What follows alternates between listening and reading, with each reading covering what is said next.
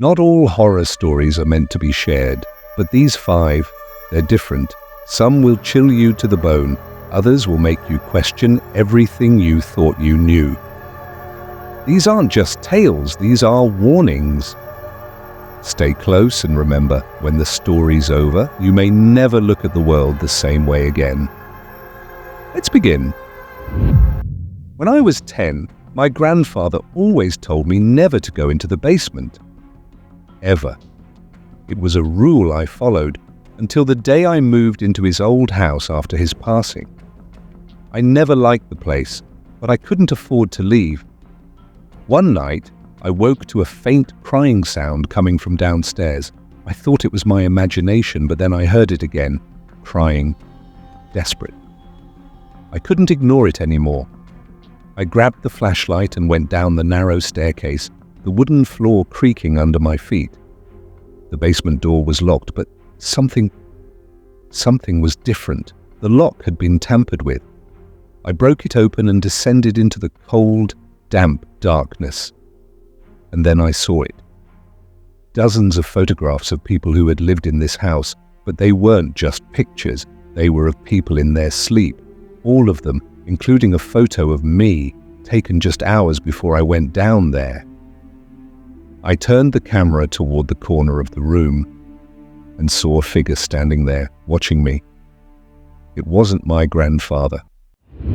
It was my first job as a babysitter, a quiet night in a small suburban home. I settled the kids into bed, and I was ready to enjoy the peaceful night, until the little boy, barely 4 years old, whispered, "Why is the man in the hallway staring at you?" I laughed it off. He was just imagining things. But then his older sister, barely 7, looked up at me, eyes wide, and whispered, "Don't look at him. He doesn't like that." That's when I froze. I turned toward the hallway, trying to see if there was someone there. But no one was in sight, just the dark, empty corridor.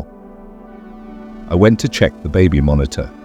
The camera feed was working fine, but then something moved in the corner. I saw the man, standing still watching the children. I ran out of the house, leaving everything behind, and I never went back. It was my first apartment. Cheap rent, quiet neighborhood. The problem? Every night, without fail, I'd hear someone pacing back and forth above me. At first, I thought it was just the old building settling, but it was consistent, and it always sounded like heavy footsteps. I went to the landlord to complain. She told me, "There's no apartment above you, it's just storage." But the noises didn't stop. I started keeping track. 6 p.m. every night, the footsteps began. Then one evening, I had enough. I went upstairs to investigate. The door was locked. I broke in. The room was pitch black, the air stale.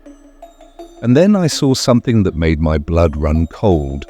Footprints, fresh and warm, leading to the center of the room. The mirror that watched me. Back. I bought an old mirror from a thrift store, the kind that looked vintage, almost like it had a history to it. At first, nothing seemed out of the ordinary, until I started noticing something strange. When I looked in the mirror, sometimes my reflection wouldn't match my movements. It would lag a bit or move in the wrong direction. At first, I thought it was a trick of the light. But then one day, my reflection smiled, and I wasn't smiling. I tried to turn away, but the reflection didn't stop.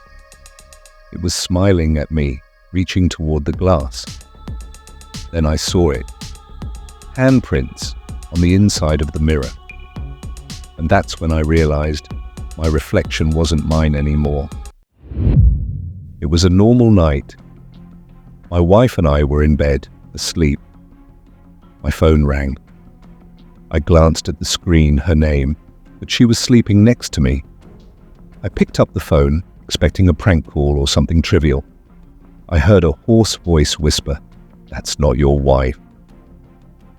I looked over at her, lying peacefully next to me, but then she opened her eyes and looked directly at me.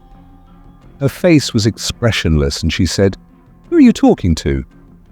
And then, with a cold smile, she whispered, "No one should know we're here." These stories weren't just for entertainment, they're warnings, because sometimes the scariest things are the ones closest to us. If you found yourself shivering with each twist and turn, make sure you're subscribed to Horror Whisper. More stories await just beyond the dark.